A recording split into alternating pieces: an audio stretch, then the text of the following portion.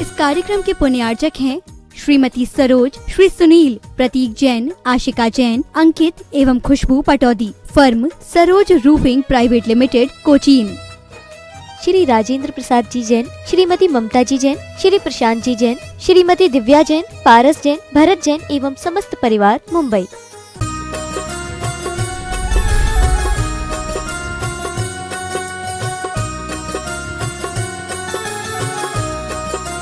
शिरोमणि आचार्य भगवान श्री विद्यासागर जी महाराज की, परम पूज्य गुणायतन प्रणेता प्रखर वक्ता भावना योग प्रवर्तक गुरुवर श्री प्रमाण सागर जी महाराज की, समस्त मुनि संघ की। शंका समाधान के आज के इस सत्र में आप सभी का हार्दिक अभिनंदन। इससे पूर्व कि हम आज के इस सत्र को प्रारंभ करें, चलते हैं पूज्य गुरुदेव के चरणों में, करते हैं प्रणिपात इस भाव से कि हमारे जीवन में भी हो सके सम्यक्त्व की सुप्रभात। सभी लोग हाथ जोड़ेंगे, मस्तक झुकाएंगे और मेरे साथ बोलेंगे, हे गुरुदेव नमोस्तु नमोस्तु नमोस्तु। बंधुओं, जैसा कि आप सभी को विदित है कि परम पूज्य गुरुदेव सत्संग का मंगल विहार कुंडलपुर बड़े बाबा की अतिशायनी छाप के लिए निरंतर चल रहा है और आज का प्रवास पूज्य गुरुदेव का शकुंतला वाटिका बड़वाड़ा में हो रहा है, जो श्रीमान शरद जी सरावगी, शरद रश्मि जी सरावगी, सतीश जी वन्ना जी, मनीष जी, हेमा जी सरावगी सपरिवार का फार्म हाउस है। और कल की आहारचर्या पूज्य गुरुदेव की शासकीय माध्यमिक शाला मझगवा में होने को निर्धारित है। प्रथम प्रश्न के लिए मैं आमंत्रित कर रहा हूं श्रीमान विजय जी साधना जी एडवोकेट, दिल्ली से गुणायतन ट्रस्टी, और आपके बाद तैयार रहेंगे अतुल शीतल जी, निहाल जी, वन्ना जी लाधानी, बक्सराज से गुणायतन की शिरोमणि संरक्षक। नमोस्तु गुरुदेव। इच्छा में छुल्लक जी महाराज जी। गुरुदेव, हमारी अंतरात्मा दुनिया का सबसे बड़ा न्यायालय है। हमारे द्वारा किए गए सभी सही गलत का इसे पता होता है, फिर भी गुरुदेव यह न्यायालय मानव मन के आगे हार क्यों जाता है? साथ ही गुरुदेव, ऐसा क्या किया जाए कि हम अपनी अंतरात्मा में अपने आप से आंख मिलाकर बात कर सकें? बहुत अच्छा सवाल है। हमारी अंतरात्मा हमारे जीवन का सबसे बड़ा न्यायालय है और ये बिल्कुल ठीक बात है कि हमारे अंदर के न्यायालय हमारे मन के आगे दब जाता है। आपका सवाल है कि हमारी अंतरात्मा न दबे, उसके लिए क्या करें या दब क्यों जाता है? पहला सवाल। देखिए, इसलिए दब जाता है क्योंकि हमने अपनी अंतरात्मा को सुला रखा है। जब तक अंतरात्मा सोई रहेगी, मन अपना काम करेगा। जैसे किसी का बड़ा प्रतिष्ठान हो, अनेक नौकर चाकर काम करने वाले हों और मालिक सोता रहे, तो काम करने वाले को आज़ादी मिलती है, वो अपनी मनमानी करते हैं। लेकिन मालिक जागृत हो तो कोई कुछ उल्टा सीधा नहीं करता, सब जाग जाते हैं और तत्परता से काम करते हैं। हमारी अंतरात्मा भी सो रही है और अंतरात्मा के सोने के कारण मन जो हमारा गुलाम है, मालिक बने बैठा है, वो अपनी मनमानी कर रहा है और उसने हमारी आवाज़ को दबा दिया। आवाज़ उत्पन्न ही नहीं, सुप्त अवस्था में आवाज़ होती कहाँ है? हम जब सोते हैं तो खो जाते हैं। तो ज़रूरत है अपनी अंतरात्मा को जगाने की। तब तक ज्ञान के बल पर हम अपनी चेतना को जगाते हैं। जिनकी अंतरात्मा जाग जाती है, उनके जीवन में एक बड़ा रूपांतरण घटित होता है और वो फिर कभी कोई गलत हरकत कर ही नहीं सकते। खुद से कभी किसी प्रकार का अन्याय वो कभी कर ही नहीं सकते। अपने जीवन में व्यापक बदलाव घटित करते हैं, जिससे जीवन का पथ प्रशस्त होता है। तो अंतरात्मा की आवाज़ को जगाने के लिए हमें पहले अंतरात्मा को जगाना होगा। बहुत कम लोग हैं जिनको इस बात का आभास भी है कि मैं कोई एक आत्मा हूँ। हर व्यक्ति अपने द्वारा जो एक कल्पित स्वरूप है, उसे ही अपना व्यक्तित्व मानने के भ्रम में है। अपने को जो हमने अपने काल्पनिक छवि के आधार पर विस्तारित कर लिया। क्या मानते अपने आप को? मैं एक अच्छा एडवोकेट हूँ, मैं एक समाज का एक प्रतिष्ठित व्यक्ति हूँ, मैं एक बड़ा व्यवसायी हूँ, मैं करोड़पति आदमी हूँ, मेरी गणना समाज के नामी गिरामी हस्तियों में आती है। यही तो हमने अपने आप को मान रखा है। वहाँ आत्मा कहाँ है? आत्मा का जब तक आभास और एहसास नहीं होगा तो आत्मा का पता कहाँ? सो रहे अभी आत्मा का कोई अता पता नहीं, और जब तक आत्मा का एहसास नहीं, तब तक कहाँ प्रकाश? अंधेरा ही अंधेरा होगा। तो आत्मा से संवाद तब होगा जब हम आत्मा को जानेंगे, आत्मा को जगाएं, तभी हम आत्मा को पा सकें। नमस्ते। श्रीमान अतुल शीतल जी, निहाल वन्ना जी लाधानी, बक्सरा से गुणायतन के शिरोमणि संरक्षक। और आपकी बात तैयार रहेंगी श्रीमती सुधा जैन, कटनी से। गुरुदेव के चरणों में त्रिबार नमोस्तु नमोस्तु नमोस्तु। गुरुदेव, मेरा प्रश्न ये है कि आजकल संवेदनाएं बहुत जल्दी ही खत्म हो रही है। संवेदनाएं इस तरह से खत्म हो रही है कि अगर किसी की गाड़ी का एक्सीडेंट हो गया तो मोबाइल चला लिया, वीडियो उतार लिया, नहीं कि उसकी मदद करे। किसी के घर में या दुकान में आग लगी तो नहीं कि उसमें पानी डाले, उसको बुझाने की कोशिश करे, मोबाइल चला लिया, वीडियो चला लिया, देख लिया, फॉरवर्ड कर दिया। गुरुदेव, संवेदनाएं बिल्कुल ही नहीं बची कि हमें किसी की मदद करनी चाहिए या हमें कुछ अच्छा करना चाहिए। तो अगर आगे की पीढ़ी अगर ये नहीं सोचेगी तो मतलब पूरे समाज में सब कुछ इस तरह से फैल जाएगा, हिंसा का ही माहौल पूरा हो जाएगा। तो गुरुदेव, समाज को और संवेदनाओं को कैसी जगह है? बहुत अच्छी बात आपने उपस्थित की है। बढ़ती हुई संवेदनहीनता हम सबके सामने एक बहुत बड़ी चिंता का विषय है। आपने पूछा है ये संवेदना को कैसे जगाएं। संवेदना को हम तभी जगा सकते हैं जब हृदय में सह-अस्तित्व की भावना जगाएं। हमें इस बात का एहसास कराना चाहिए कि जैसे मेरी आत्मा है वैसे ही सबकी आत्मा है। जैसे मैं जीना चाहता हूँ वैसे ही सब जीना चाहते हैं। जैसे मुझे सुख प्रिय है वैसे ही सबको सुख प्रिय है। जैसे मैं मरना नहीं चाहता वैसे ही कोई मरना नहीं चाहता।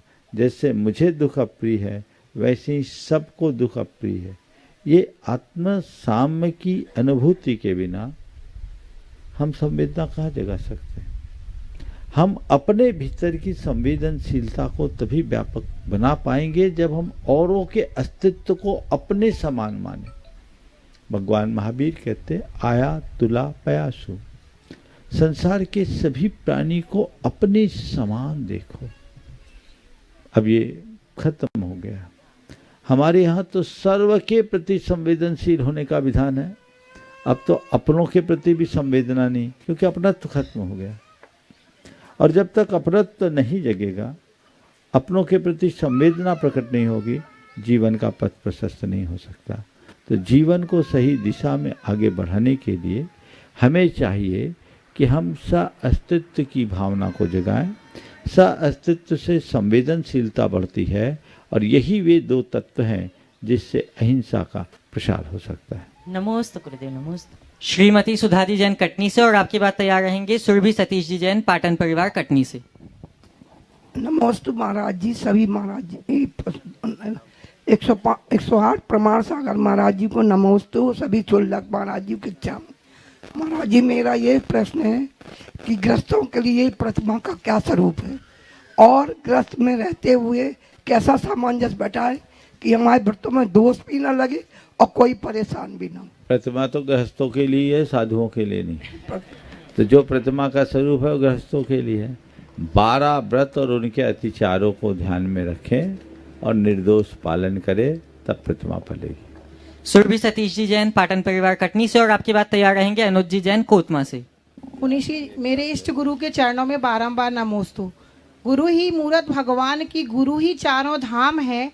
गुरु चरणों में मेरा कोटि कोटि प्रणाम है।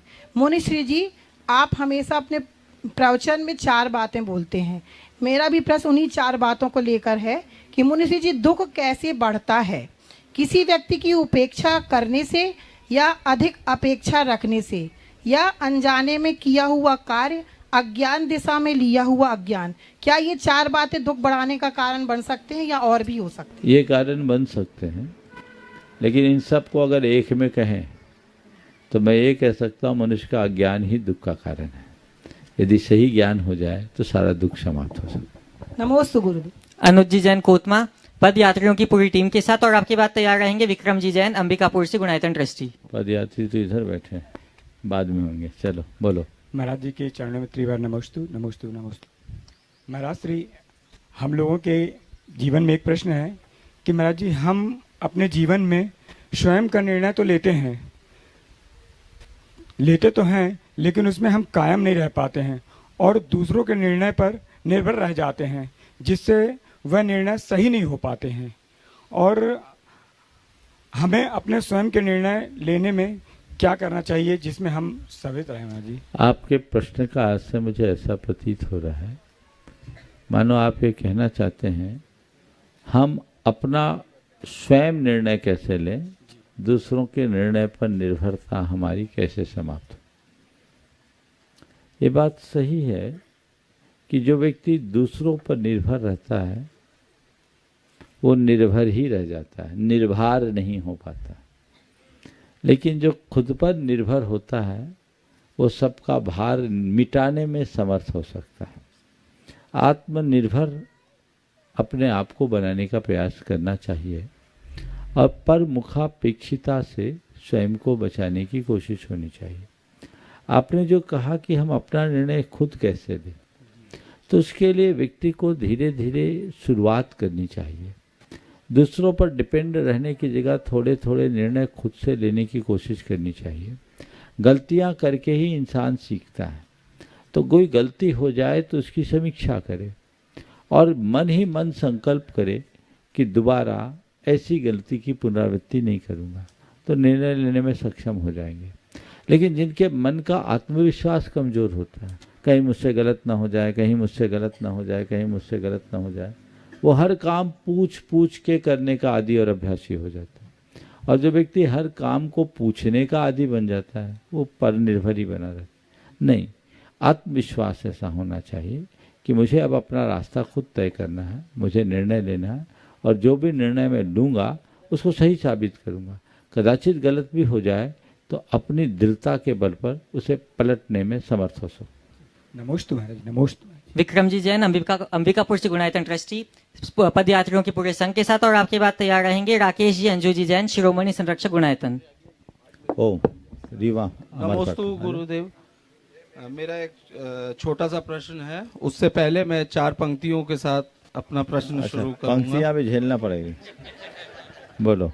अर्ज किया है, ना गुरु का हो पाया ना गुरु को पा पाया, बस भीड़ में चलता रहा, गुरु की नजरों में खुद को ढूंढता रहा, चरणों में गुरुदेव के पाई मैंने दुनिया, वक्त क्या है वक्त गुजर गया गुजरता गया, गुरुदेव करे कभी याद ख्वाहिश करता रहा, इस आश में मेरा जीवन बढ़ता रहा बढ़ता रहा बढ़ता रहा। मेरा एक छोटा सा प्रश्न है गुरुदेव। प्रश्न इस तरह से है कि एक अगर समर्पित शिष्य है किसी गुरुदेव का, तो उसको अपनी समर्पण अगर प्रस्तुत करना है गुरुदेव के आगे, तो भावना भाव के सिवा और कौन से मार्ग हो सकते हैं जिसके थ्रू वो अपना समर्पण? जो समर्पित है ना, वो समर्पण प्रस्तुत करना चाहेगा ही नहीं। स्वयं को प्रस्तुत करने की इच्छा ये बता रही है कि अपने पास कुछ बचा रखा है, समझ गए? इसे इसको खत्म करो तब समर्पण होगा। नमस्ते गुरुदेव, नमस्ते। राकेश जी, अंजू जी जैन, शिरोमणि संरक्षक गुणायतन। और आपके बाद तैयार रहेंगे डॉक्टर राजकुमार जी, शशांक जी जैन, शाहपुरा से गुणायतन ट्रस्टी। सैपरा भिटोनी। नमोस्तु भगवान, मेरे और मेरे परिवार की तरफ से कोटि कोटि नमन बंदन। इच्छामी छुल्लक जी की इच्छा में गुरु भगवान, मेरा प्रश्न यह है कि मैंने मतलब मेरा स्वयं का ही है, मुझे अपने आप ही संकल्प विकल्प आते हैं, जबकि कोई मुझसे कभी कुछ कहता ही नहीं है, लेकिन कभी अच्छे और कभी बुरे, लेकिन मैं उनको अपने सही तरीके से सही भी कर लेती हूँ। लेकिन ये गुरुदेव कैसे सही और ज़्यादा हो जाए, और जैसे मतलब मैं कुछ अच्छा भी सोचना चाहती हूँ अपने बारे में, जैसे सामायिक करना चाहती हूँ, लेकिन महाराज जी मेरा मन ही नहीं लगता उसमें। ओ देखिए, ये समस्या आपकी नहीं सबकी। ये अच्छे बुरे संकल्प विकल्प मनुष्य में स्वभावतः आते हैं, पर किसी किसी में कुछ ओवर थिंकिंग होती है। इसको 2 माध्यमों से शांत किया जा सकता है। एक तो बड़ा सफल और अनुभूत प्रयोग है भावना योग का, दूसरा स्वाध्याय। ज्ञान प्राप्त करके हम बहुत सारा समाधान पा सकते हैं और अपने जीवन में बदलाव ला सकते हैं, इसलिए इसको देख सकते हैं। डॉक्टर राजकुमार जी, शशांक जी जैन, शहपुरा से गुणायतन ट्रस्टी। और आपके बाद तैयार रहेंगी श्रीमती विमला जी जैन, कटनी से गुणायतन ट्रस्टी। सौरभ तुम भी आ जाओ। जगत पूज्य मुनिराज के पावन चरणों में अनंत कोटि नमोस्तु भगवान नमोस्तु। महाराज जी, मेरा प्रश्न खेती से, कृषि से संबंधित है। आचार्य गुरुवर के पास हम लोग गए थे, एग्रीकल्चर कॉलेज के स्टूडेंट, और ऑर्गेनिक फार्मिंग या जैविक कृषि की बात बहुत होती है। और जैन समाज का दुर्भाग्य है कि हम लोग के पास बहुत ज़मीनें हैं, उसके बाद भी कोई खेती नहीं करता। और सिंपल सा एक उसका लॉजिक दिया जाता है कि बहुत हिंसा होती है, रासायनिक फर्टिलाइज़र यूज़ होते हैं और विधियों से, इसलिए धर्म के अनुकूल खेती है नहीं। फिर आचार्य गुरुवर ने इसका समाधान दिया कि आदिनाथ भगवान ने भी ऋषि बनो या कृषि करो का उपदेश दिया हुआ था। तो वर्तमान में महाराज जी, जैसे ऑर्गेनिक फार्मिंग में यदि हम पत्तियों से या सड़ी गली चीज़ों को डिकम्पोज करके कार्बनिक खाद बनाते हैं, जो विकल्प है रासायनिक खाद का, तो क्या वो धर्म की दृष्टि से उसमें हिंसा का दोष हमको लगता है? और जैसे लोग बोलते हैं कि हमने अपनी खेती सिक्की पे दे दी और कोई दूसरा खेती कर रहा है, तो इसलिए जो हिंसा का दोष होगा हमको नहीं लगेगा, उसको लगेगा। तो ये बात कहाँ तक मतलब उचित है महाराज जी? देखिए, पहली बात कि खेती में हिंसा होती है, ये अवधारणा ठीक नहीं। खेती में हिंसा होती है, सत्य है, पर हमारे शास्त्रों में खेती की हिंसा को स्वीकार किया गया, पर हिंसा की खेती का निषेध किया गया। मैं दोहरा रहा हूँ, खेती में हिंसा होना और हिंसा की खेती करना, इससे बचो। इसे आरंभी हिंसा के अंतर्गत कहा गया। आप कोई भी कार्य करेंगे, प्रत्यक्ष अप्रत्यक्ष रूप से हिंसा तो होगी, लेकिन यदि कोई व्यक्ति परंपरागत तरीके से खेती करता है,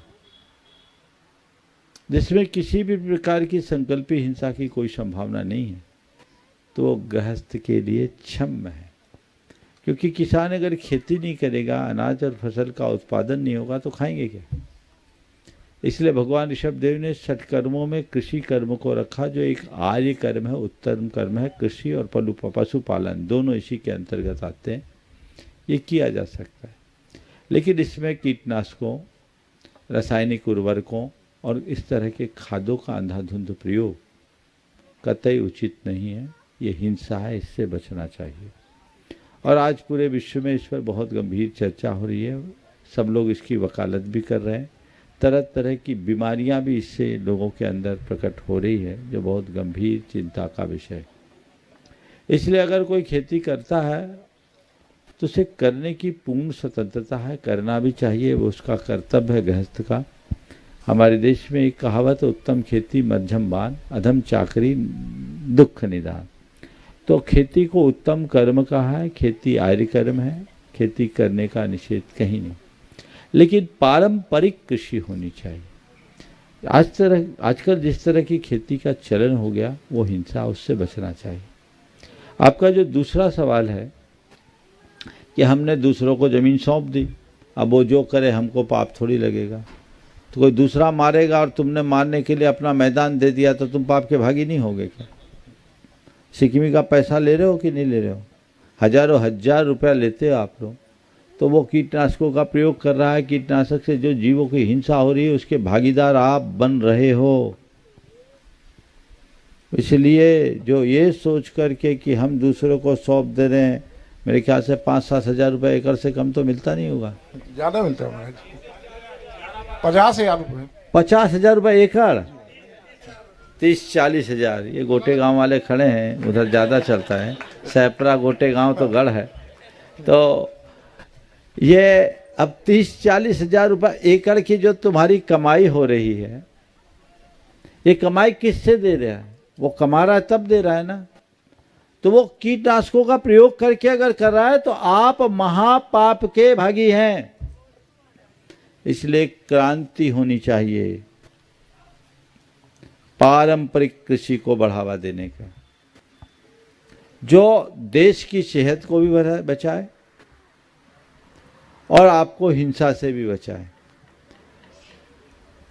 हरित क्रांति के बाद रासायनिक खादों, उर्वरकों और कीटनाशकों का अंधाधुंध प्रयोग बढ़ा, लेकिन अब ये बात अच्छे से प्रमाणित हो गई कि अगर हम पारंपरिक खाद डालते हैं तो भी उत्पादन में कोई कमी नहीं होगी बल्कि बढ़ेगी। ये साबित हो गई।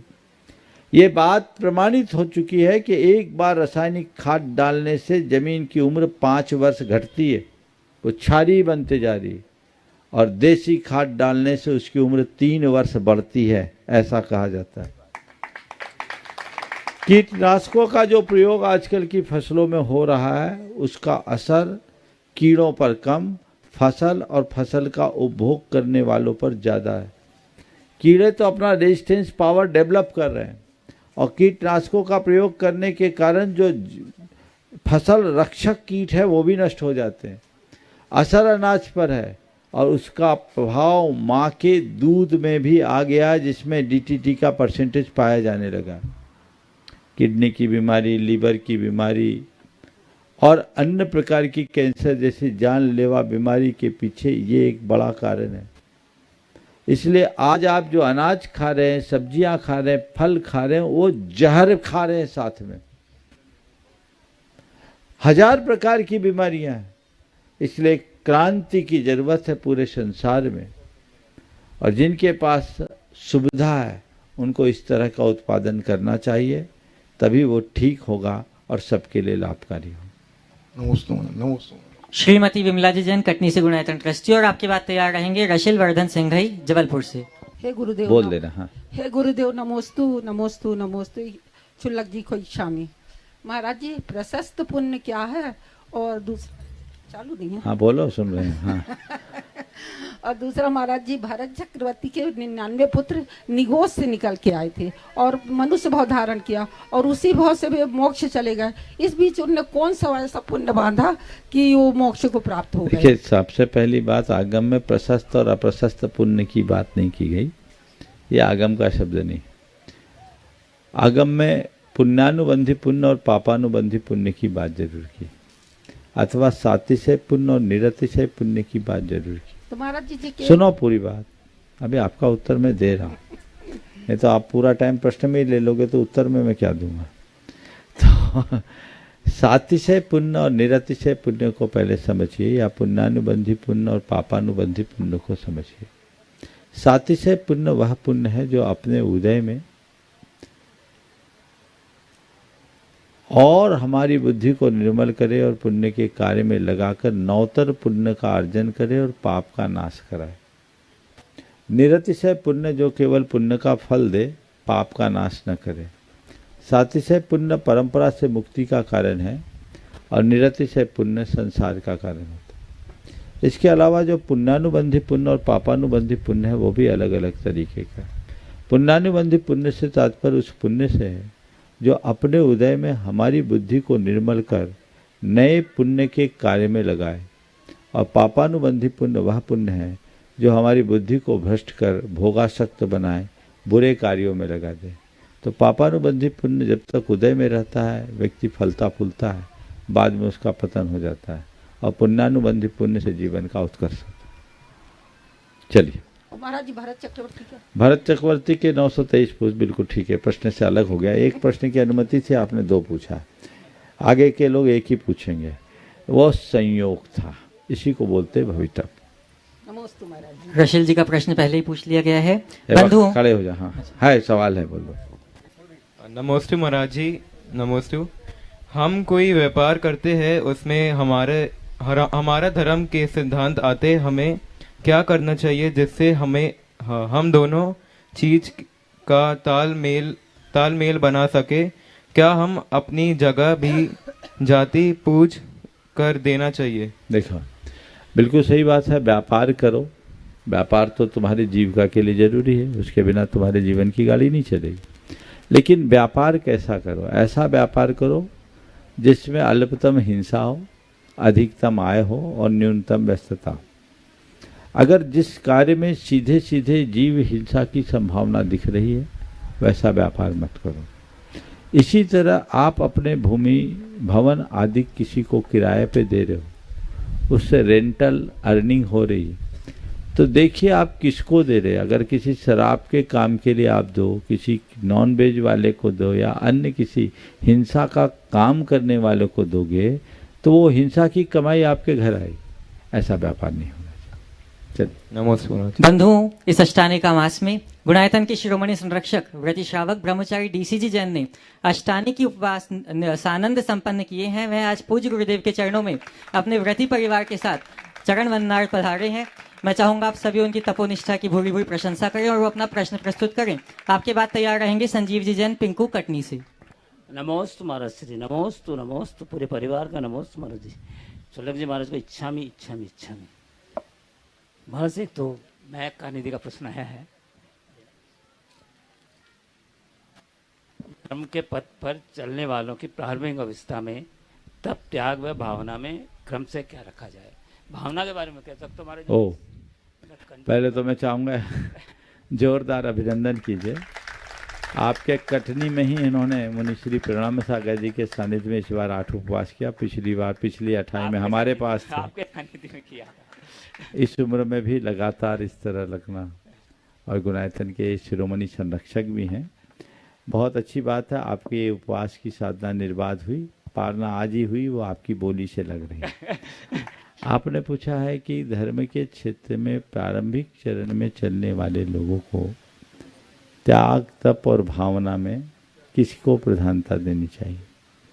शक्ति के अनुसार त्याग और तप करना चाहिए और भावना उत्कृष्ट रखनी चाहिए। तादृशी जायते यादृशी भावना यस्य बुद्धिर्भवति तादृशी। जिसकी जैसी भावना होती है उसकी बुद्धि वैसी हो जाती। तो जो हम करना चाहते हैं कर ना पाए कोई बुराई नहीं। प्रारंभिक अवस्था में सोचे कि हम सब कुछ कर लें तो संभव नहीं है, पर भावना तो भा सकते हैं। हमारे मन में अक्सर ये बात आती है, ग्रीष्म ऋतु में कब वो क्षण आए जब हम सूरज की तरफ मुख करके शिलातल पर बैठकर तप करें। पर मुझे मालूम है कि बैठ जाऊंगा तो उठने लायक नहीं बचूंगा। तो भावना तो भा सकते हैं ना। तो कीजे शक्ति प्रमाण, शक्ति बिना श्रद्धा धरे, ध्यान श्रद्धावा अजर अमर पद भोगवे। तो उस तरह की भावना। भावनाओं के बारे में 2 मिनट बोल दो। बोलिए। मतलब कंटिन्यू 2 साल से और ये सारा जो है ना उपवास वगैरह हो रहे हैं। हाँ बोलो। सामायिक के पहले मैं हमेशा मॉर्निंग के अंदर भावना योग के साथ अरम योग 5 मुद्रा भी करूंगा और सारी एनर्जी जो पॉजिटिव एनर्जी लेनी है वो भावना योग से पूरी ले लेता हूँ। बहुत सुंदर। चलिए आगे। संजीव जी जैन पिंकू कटनी से, और आपके बाद तैयार रहेंगे एसके जी जैन गुणायतन ट्रस्टी सतना से, और साथ में भानु जी जैन। मेरे गुरुवर, मेरे भगवान महाराज श्री को नमोस्तु नमोस्तु नमोस्तु। महाराज श्री कहते हैं कभी किसी से दब के मत रहो, क्योंकि तुम जितना दबोगे सामने वाला तुमको उतना झुकाएगा। परंतु कई रिश्ते इतने इम्पोर्टेंट होते हैं कि जिनको संभालने के लिए जीवन में कई बार हमको झुकना और दबना भी पड़ता है। ऐसे में हमें क्या करना चाहिए ताकि रिश्तों में मिठास भी बनी रहे और हमारा सेल्फ रिस्पेक्ट भी बना रहे? देखो, पेड़ को देखो, आज तो पेड़ के नीचे सब काम हो रहा है, पूरा बगीचा है। पेड़ को देखते हो, पेड़ झुकता है कि नहीं? झुकता है। झुको, क्योंकि नहीं झुकोगे तो उखड़ जाओगे। क्या है? झुको, नहीं झुकोगे तो उखड़ जाओगे, पर ज्यादा मत झुको, ज्यादा झुकोगे तो उखड़ जाओगे। पेड़ का सिद्धांत। पेड़ अगर हवा के झोंकों में झूमे नहीं तो हवा उसे उखाड़ करके फेंक देगी। तो पेड़ झूमता है, झुकता है, धरती का स्पर्श करता है ना। आज जहां मैं बैठा था हरचरिया के बाद, पेड़ के नीचे ऐसा लग रहा था जैसे जमीन का स्पर्श करने वाली। तो पेड़ झुकता है, उसकी शाखा प्रशाखाएं नीचे झुकती है, धरती का स्पर्श करने की बात भी आ जाती। लेकिन पेड़ का तना रहता है। अगर तना झुक जाए तो पेड़ उखड़ जाए। तो पेड़ से संदेश लो, झुकना भी जरूरी है। जहां जरूरत हो, लगे कि तुम झुकोगे नहीं तो उखड़ जाओगे, झुक जाओ। और जब तुम्हें लगने लगे कि झुकूंगा तो लोग मुझे उखाड़ देंगे, समझ जाओ, तन जाओ। ये व्यवस्था बनाकर चलो तो जीवन व्यवस्थित होगा। एसके जी जैन, भानु जी जैन सतना से और आपकी बात तैयार रहेंगे। डॉक्टर एसके जैन, हाँ, चलो। डॉक्टर एसके जैन एवं भानु जी जैन सतना से और आपकी बात तैयार रहेंगे श्री चंद्राबाई जी, अजित कुमार जी गोटेगांव परिवार से। नमोस्तु महाराज जी, चुल्लक जी को इच्छामी इच्छामी इच्छामी। महाराज जी, मेरा ये सवाल नहीं है, समाधान चाहिए। एक धर्म सभा में एक चर्चा चल रही थी, शांति, हाँ, चर्चा चल रही थी कि जिसको किडनी की बीमारी हो जाए और उसके लिए किडनी ट्रांसप्लांट करवाना बहुत ज़रूरी हो, तो ये बात चली कि किडनी ट्रांसप्लांट ना करा के उसको प्रतिमा लेके और कुछ दिन बाद समाधि मरण लेके आगे जीवन नहीं चलाना चाहिए। और दूसरी तरफ ये सोचना है मेरा डॉक्टरी प्रयोग से कि किडनी ट्रांसप्लांट करा के यदि वह अपना जीवन लंबा करता है और बहुत समय तक धर्म करता है तो यह मार्ग उचित है, अथवा उसको अपना जीवन छोटा करके और प्रतिमत लेके। देखिए, मुझे नहीं मालूम आपने किस धर्म सभा में पूछा, अब बोलने की भी जरूरत नहीं। ये किस धर्म सभा में सुना और ये किसका वक्तव्य मुझे नहीं मालूम, पर जैन आगम इस संदर्भ में जो बोलता है वो मैं आपसे जरूर बताना चाहूँ। जैन आगम कहता है कि कोई भी बीमारी हो तो तुम उसकी तब तक चिकित्सा करो जब तक चिकित्सा संभव हो। समाधि तभी लो जब वह प्रतिकार रहित हो। जहाँ तक किडनी जैसी किसी अंग के ऑर्गन के ट्रांसप्लांटेशन की बात हो तो वो उस व्यक्ति के ऊपर है कि यदि उसके व्रत खंडित होने लगे तो विचार करें। जैसे आज हम जैसे साधु, हम उसको एक्सेप्ट नहीं करेंगे, लेकिन एक आम गृहस्थ है वो उस पर विचार करा सकता है। आजकल आप लोगों को बाईपास करानी होती, कराते हैं? हाँ, कराते। 25-25, 50-50 साल लोग जी जाते हैं। तो ये अगर वो जी रहा है, अगर उसकी चिकित्सा संभव है और उस चिकित्सा में पूर्ण सफलता की उम्मीद है, तो फिर उसके लिए इस तरह का उपदेश देना अनुचित है। आगम में भी ऐसा कहीं निषेध नहीं है। हमारे यहाँ का जब नहीं प्रतिकार्य हो, यहाँ तो प्रतिकार संभव है, तो प्रतिकार संभव है तो संलेखना क्यों? संलेखना तो अंतिम बात है। और आप तो एक डॉक्टर हो, आपको पूरा पता रहता है किस में कितनी चांस है, मालूम रहता है। वो डॉक्टर की बात नहीं कर रहा हूं जिसको अपने से मतलब है, पेशेंट से नहीं। लेकिन जो डॉक्टर सही अर्थ में चिकित्सक है वो पेशेंट को सही सलाह भी दे देता है। यदि लगता है कि प्रतिकार की संभावना नहीं है तो हमें इसे अपना कर्मोदय स्वीकार कर जीवन की दिशा बदलनी चाहिए। नमस्कार। श्री चंदाबाई जी, अजित कुमार जी गोटेगांव परिवार और आपकी बात तैयार रहेंगे विजय जी गंगवाल गुवाहाटी से। गुरुदेव के चरणों में नमोस्तु नमोस्तु नमोस्तु।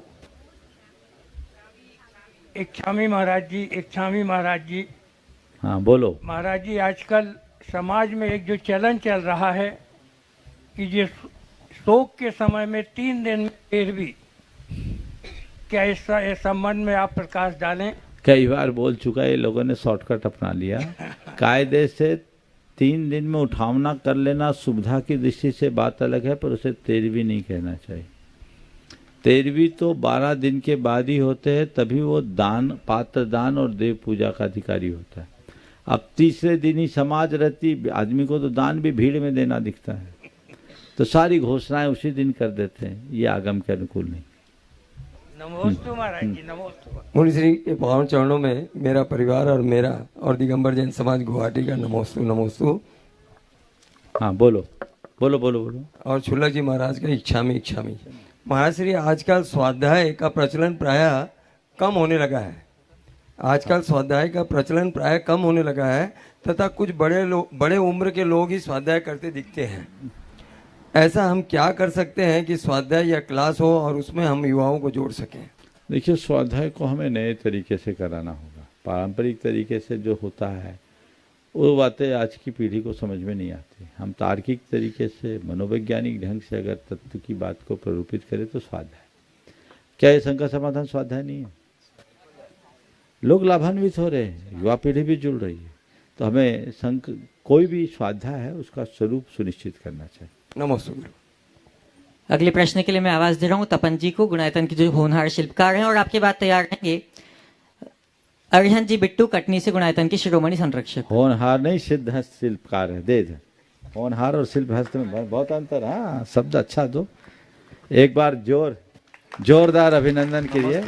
इसकी कृतियों को आप अगर गुणायतन जा गए हों तो देखे होंगे, ये वहाँ की जितनी भी रूप का काम है, मूर्तियाँ हैं और डिजाइन है, ये इसके हाथ से उकेरी हुई है। आज भी एक छोटी सी मूर्ति मेरे पास लेकर आया, मन मुग्ध हो गया देखकर। बहुत सिद्ध हस्तशिल्पी है, एक बार पुनः इसका अभिनंदन करें। और ये रात्रि भोजन का त्यागी है, सारे नियम संयम के साथ रहता है, समझ गए। मूर्तियों का निर्माण भी पूरी साधना के साथ संपन्न करने वाला गुरुदेव का पूर्ण आशीर्वाद इसको प्राप्त है। बहुत अच्छी बात है। सवाल करो। हाँ, नमस्ते गुरुदेव। परिवार खुशी के लिए हमको क्या करना पड़ेगा? जो परिवार की खुशी के लिए क्या करना है? बहुत सुंदर है, बहुत अच्छा छोटा सा सवाल है पर बहुत गहरा है। प्राय लोग परिवार की खुशी केवल पैसों से देखते हैं। मैं जितना पैसा जोड़ लूं, जितना पैसा कमा लूं, परिवार को उतना खुशी मिलेगी। नहीं, पैसे से खुशी मिलती है पर पैसे से ज्यादा प्रेम है।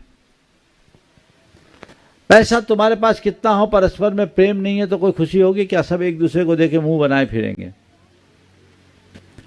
तो परिवार की खुशी के लिए एक दूसरे के प्रति प्रेम होना चाहिए, प्रेम के साथ संवाद होना चाहिए। समय दो, एक दूसरे के पूरक और प्रेरक बनो, सबको साथ लेकर चलने की वृत्ति हो, सब एक दूसरे का कद्र करने के आदी और अभ्यासी हो, एक दूसरे को लोग प्रोत्साहित करे तो परिवार में खुशी मिल सकती है। और गुरुदेव मेरा एक प्रश्न था, और आप गुणायतन आप कब? हाँ, देख बाबा, अब तो निकल आया, मुझे भी पता नहीं कब आएंगे। भावना भाव। अरिहंत जी बिट्टू, और आपके बाद तैयार रहेंगे विमल कुमार जी, गोल्डी जी, चंद्र कुमार जी, अमर पाटन समाज से आए सभी सदस्यों के साथ। चलो। महाराज श्री के चरणों में त्रिबार नमोस्तु नमोस्तु नमोस्तु। छुल्लक महाराज जी के चरणों में इच्छामी। महाराज श्री, आजकल फास्ट फूड का चलन जोर शोर से चल रहा है। आज की युवा पीढ़ी तो इस पर निर्भर सी हो गई है, और हमारे आचार्य गुरुवर हमेशा कहते थे कि फास्ट फूड नहीं, फास्ट फूड अपनाएं। तो महाराज श्री, मैं आपके माध्यम से इस दिशा में मार्गदर्शन चाहता हूँ। देखिए, ये बहुत ही गंभीर विषय है। फास्ट फूड के परिणाम तो देख ही रहे हैं। वस्तुतः व्यक्ति को भोजन के उद्देश्य को समझना चाहिए। हम भोजन किस लिए कर रहे हैं? 3 उद्देश्य है भोजन का। एक है स्वास्थ्य, एक है स्वाद, एक है स्वास्थ्य, और तीसरा है साधना। स्वाद के लिए भोजन करने वाले हमेशा रोगी बने रहते हैं। भोगी रोगी बनेगा। भोजन का स्वाद लो, पर स्वाद के लिए भोजन मत करो, क्योंकि जीभ पेट की स्थिति नहीं देखती। और आजकल आप लोग डालते रहते हैं। आपके शरीर में बहुत सारा विषाक्त पदार्थ भरा रहता है जो अनावश्यक होता है। वो टॉक्सिन्स ढेर सारी बीमारियों के कारण बन जाते हैं। इसलिए स्वाद के लिए खाने की वृत्ति से बचो। भोगी स्वाद के लिए खाता है और रोगी स्वास्थ्य के लिए खाता है। डॉक्टर ने मना कर दिया तो जितना डॉक्टर ने बोला उतना ही करो। अपेक्षाकृत ये ठीक है कि हम स्वास्थ्य की चिंता करते हुए, स्वास्थ्य के प्रति सजग होते हुए भोजन करें। स्वाद ले, लेकिन उसी का जो तुम्हारे शरीर के अनुकूल हो। चाहे जो चीज आप पेट में मत डालिए, आपके शरीर में बहुत ज्यादा कार्बोहाइड्रेट की मात्रा आजकल जो बढ़ रही है, वो हमारे शरीर के फैट के साथ टॉक्सिन के रूप में जमा रहता है और ढेर सारी बीमारियों को जन्म देता है। उनको हटाना है। उतना ही लीजिए जिससे आपका शरीर आपके लिए ऊर्जावान बना रहे। आप चाहे जो चाहे जब दोगे तो ठीक नहीं है। आजकल ऑटोफेजी और इंटरमीडिएट मील का सिद्धांत जो विकसित हुआ, उन्होंने ये बताया कि व्यक्ति को उपवास करना चाहिए अथवा 2 भोजन में कम से कम 8 घंटे का अंतराल होना चाहिए, हाँ, इंटरमीडिएट फास्ट। तो ये चीजें क्यों, मैदे की चीजों से बचने की बात सब कहने लगे। फास्ट फूड में क्या होता है, मैदा, चीनी, शक्कर, ये सब चीजें आपके शरीर के लिए जहर है। आप लंबी जिंदगी और निरोगी काया पाना चाहते हैं तो बिल्कुल सात्विक और संतुलित भोजन लीजिए, आप ज्यादा एनर्जेटिक रहोगे और लाभान्वित होंगे। साधना के लिए भोजन करना भोजन का सबसे अच्छा उपयोग है। तो मतलब इस तरह का भोजन करो कि भोजन को पचाने के लिए तुम्हें अतिरिक्त प्रयत्न करने की जरूरत ना हो और तुम्हारा शरीर तुम्हारे इतने अनुकूल हो कि तुम दिन भर इसे खटा सको। ये प्रयास होना चाहिए। इसलिए आज जो फास्ट फूड का चलन है, आने वाले दिनों में वो खाने ही लायक न बचे, ऐसी स्थिति नहीं बननी चाहिए। नमोस्तु। विमल कुमार जी, गोल्डी जी, चंद्र कुमार जी अमरपाटन से, और आपके बाद सरावगी परिवार। महाराज श्री के चरणों में मेरे परिवार तथा हमारे पाटन जैन समाज की ओर से त्यौहार नमोस्तु छुल्लक महाराज जी के चरणों में इच्छामी की। महाराज जी, कॉलेज में जब पढ़ा करता था तो उस समय पढ़ा था कि मनुष्य वातावरण की उपज है। अब मैं सोचता हूँ समाज के उत्थान के लिए इन पंक्तियों का क्या और कैसे कितना महत्व हो सकता है। मुझे नहीं मालूम, आज का वातावरण मनुष्य की उपज है, इसे संशोधित कर दो। चलो आगे। बंधुओं, आज पूज्य गुरुदेव का मंगल प्रवास शकुंतला वाटिका में हो रहा है, जो सरावगी परिवार का फार्म हाउस है, और आज पूरा परिवार गुरु भक्ति से ओतप्रोत होकर, उत्साहित होकर यहाँ उपस्थित है। मैं आवाज दे रहा हूँ श्रीमान शरद जी, रश्मि जी, सतीश जी, वन्ना जी, मनीष जी, हेमा जी, आयुष जी, सुरभि जी, पीयूष जी, प्रीति जी, आयुषी जी, भव्य जी एवं समस्त सरावगी परिवार को, जो गुणायतन की शिरोमणि संरक्षक हैं, वे अपना प्रश्न प्रस्तुत करेंगे और आप सभी लोग इनकी गुरु भक्ति के लिए करतल ध्वनियों से अभिवंदन अवश्य करें। और शरद जी सरावगी बिहार की संयोजना में भी अपनी महत्वपूर्ण भूमिका निभा रहे हैं। सभी लोग इनकी गुरु निष्ठा के लिए करतल ध्वनियों से अनुमोदन। गुरु जी के चरणों में सरावगी परिवार का नमोस्तु नमोस्तु।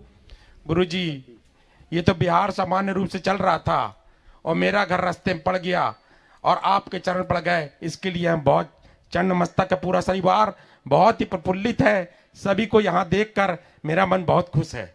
और गुरु जी, आपके आशीर्वाद से ये बिहार मेरे संयोजन से सभी के साथ लेकर ये बहुत ही अच्छी तरह से चल भी रहा है। गुरु जी, मेरा क्वेश्चन ये है कि आज का सवाल बच्चों को दे दो तो ज्यादा अच्छा है। हाँ, पास करो, तुम तो रोज पूछते हो, मौका ही देना चाहिए। एक बार इनकी उदारता के लिए ताली बजा दो। बोलो बोलो। हाँ, नमोस्तु गुरु जी। कुछ पंक्तियां बड़े पापा ने मार ली, लेकिन बड़े पापा खुश है मतलब हम सब खुश हैं। बहुत सुंदर।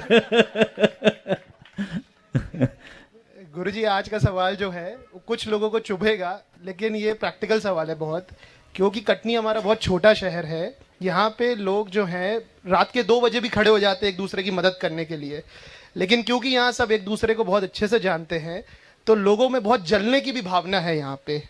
मतलब कि लोग अपनी थाली की रोटी नहीं देखते, लेकिन दूसरे की थाली की आधी रोटी देख के बहुत जलते हैं। अब जलने से मेरे को कोई दिक्कत नहीं, जलता रहे, लेकिन ये थोड़ा सा हमारी लाइफ को इफेक्ट कर रहा है ऐसे कि अब हम घर बना रहे हैं, बनते बनते घर थोड़ा बड़ा बन गया, तो अब हमारे पिताजी घर देखने नहीं जा रहे, डर के मारे कि यार लोगों की जलन की भावना की वजह से कि यार कहीं नजर ना लग जाए। अब हम गाड़ी प्लान कर रहे हैं, पापा जी कह रहे यार गुड्डू बेटा थोड़ा मजबूत गाड़ी मत ले लेना यार, थोड़ा शहर के हिसाब से छोटी गाड़ी लेना, कहीं नजर ना लग जाए। गुरुजी बहुत परेशान है इस समस्या से। हम पूरी मेहनत से पैसा कमा रहे हैं, सब सही इनकम टैक्स भी पूरा भर रहे हैं, पूरे सोशल ऑब्लिगेशन भी पूरे कर रहे हैं, चैरिटी भी पूरी कर रहे हैं। अगर उसमें से कुछ पैसा हम अपने लिए प्रयोग कर रहे हैं तो क्या हम गलत कर रहे हैं गुरुजी? बहुत सुंदर। देखो, सवाल नजर लगने का है। नजर मजर तो नहीं लगती, पर नजरों में आ जरूर जाते हैं। छोटी बड़ी जगहों में थोड़ा अंतर तो होता है। बॉम्बे जैसे महानगरों में इन सब चीज़ों को कोई नहीं देखता, छोटी जगह में लोग जल्दी देखते हैं। हालांकि कोई हमसे जले तो हमें उससे बिल्कुल प्रभावित नहीं होना चाहिए। हमें अपना काम करना चाहिए और हमेशा सबके प्रति सकारात्मक दृष्टिकोण रखना चाहिए। लेकिन यदि ऐसी स्थितियां दिखती और छोटी जगह रहते हैं तो हमें अपना प्रोफाइल थोड़ा डाउन रखना चाहिए। अगर लो प्रोफाइल में रहेंगे तो हम ज़्यादा सुखी रहेंगे, क्योंकि ईर्ष्यालु जब ज़्यादा प्रकट होते हैं तो हमारे जीवन में रुकावटें पैदा करते हैं।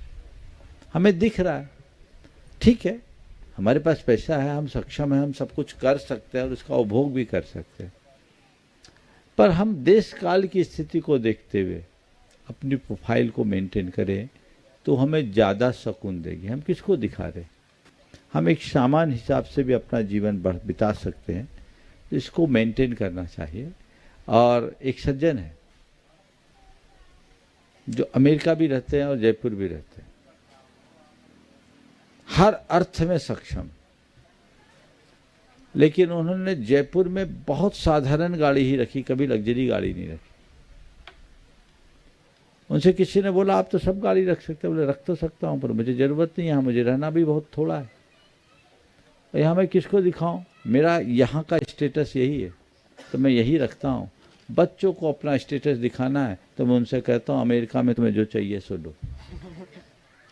तो ये एक अपना दृष्टिकोण है।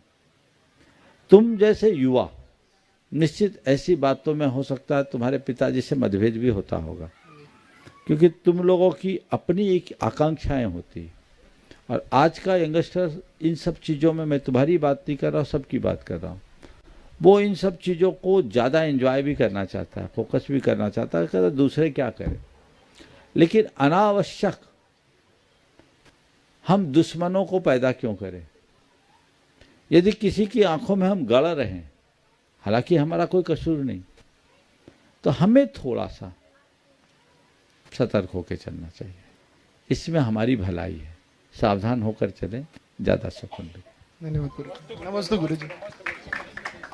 हाँ सतीश, और कोई कौन? हाँ मनीष। गुरुदेव के चरणों में बारंबार नमोस्तु नमोस्तु नमोस्तु। गुरुदेव, बोलो। हिंदू धर्म में होली और होलिका का एक विशेष महत्व दर्शाया गया है, क्या वही महत्व जैन धर्म में भी बताया गया है क्या? 2 दिन पूर्व हमने बताया, होली को एक लोक पर्व के रूप में अगर मनाया जाए तो जैन धर्म में उसका कोई निषेध नहीं है।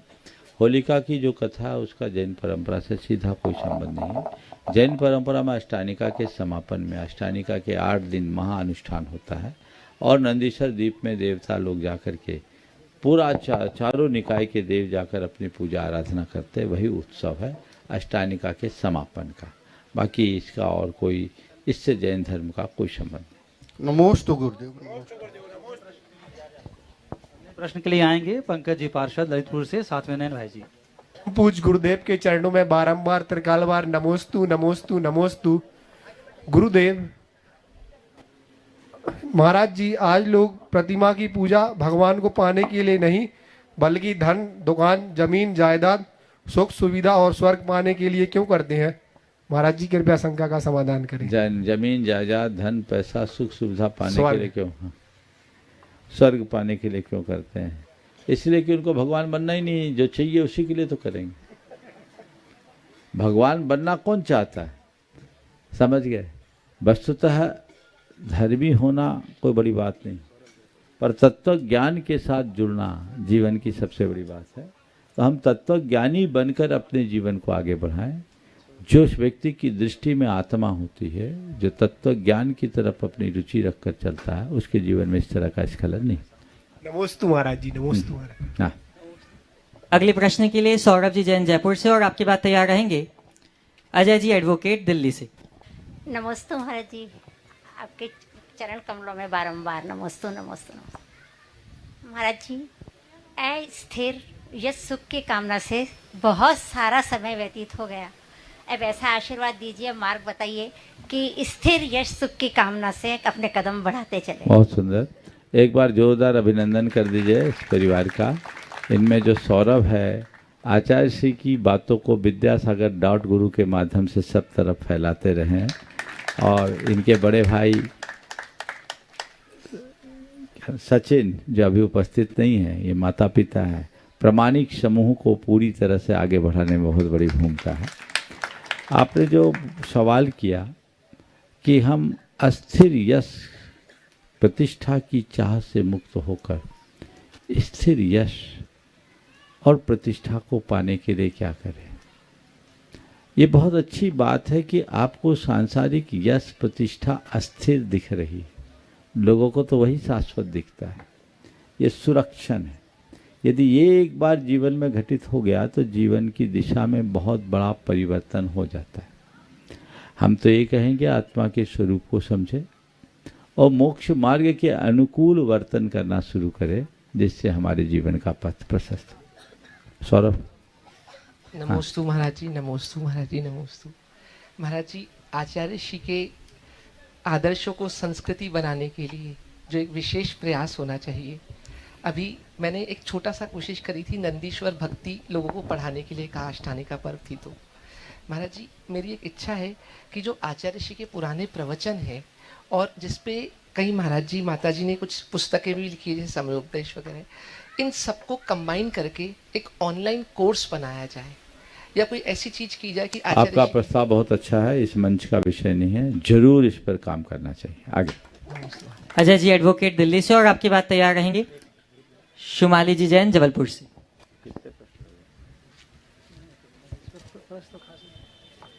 ओम।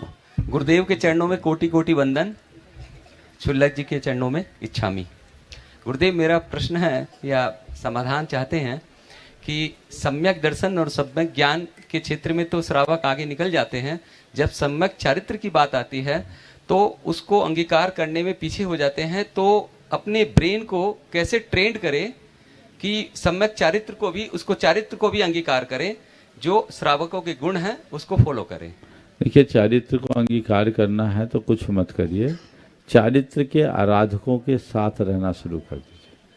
खरबूजा खरबूजे को देखकर रंग बदलता है, अपने आप रास्ता प्रशस्त हो जाता है। शुमाली जी जैन जबलपुर से। नमोस्तु महाराज जी, मेरा प्रश्न ये है कि आचार्य का सपना था कि सारी लड़कियां प्रतिभास्थली में पढ़ें और उनको अच्छे संस्कार मिलें।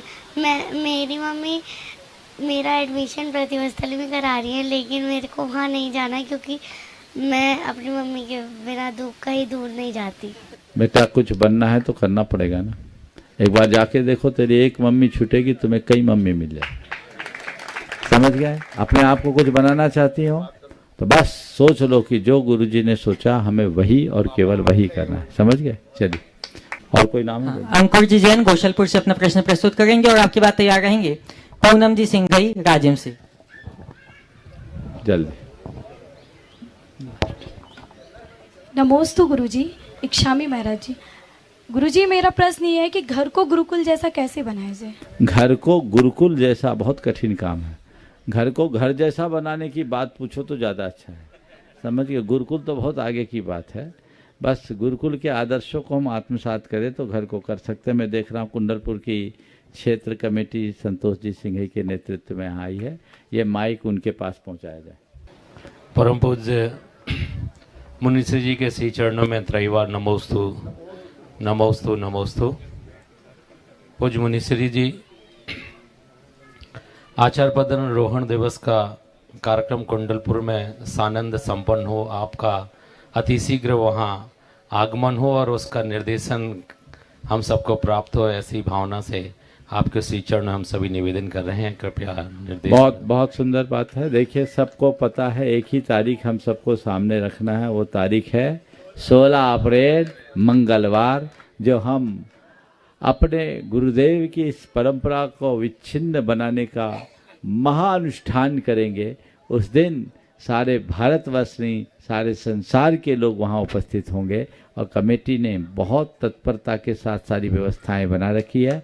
हम लोग भी शीघ्रातिशीघ्र वहाँ पहुँचने की तैयारी में हैं। सबको तिथियाँ बहुत जल्दी उपलब्ध हो जाएगी।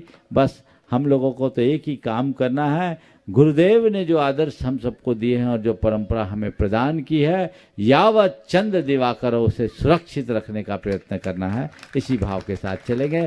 समय आप सबका हो गया, यहीं पर विराम। बोलिए परम पूज आचार्य गुरुवर श्री विद्यासागर जी महाराज, परम पूज्य गुरुवर श्री प्रमाण सागर जी महाराज की। इस कार्यक्रम के पुण्यार्चक थे श्रीमती सरोज, श्री सुनील, प्रतीक जैन, आशिका जैन, अंकित एवं Khushboo Pataudi. Firm Saroj roofing private limited, Cochin. Shri Rajendra Prasad ji Jain, Shrimati Mamta ji Jain, Shri Prashant ji Jain, Shrimati Divya Jain, Paras Jain, Bharat Jain एवं समस्त परिवार, मुंबई।